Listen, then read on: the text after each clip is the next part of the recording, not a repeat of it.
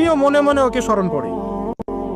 মনে করেন আপনি মনে মনে আল্লাহকে বলছেন, আল্লাহ আমি অসুস্থ, আমাকে শেফা দাও, বা আমার রিজিকের টেনশন আছে, আমার রিজিকের টেনশন দূর করে দাও, আল্লাহ আমাকে হেফাজত করো, আল্লাহ আমাকে দিনের জ্ঞান দাও, তোমার আনুগত্য করার তৌফিক দাও। এই যে মনে মনে আপনি আল্লাহকে ডাকছেন, নিঃসন্দেহে ওই মুহূর্তে আল্লাহ পাক আপনাকে স্মরণ করছে। সাত আসমান ভেদ করে আরশের উপর থেকে আল্লাহ পাক আপনাকে স্মরণ করছেন।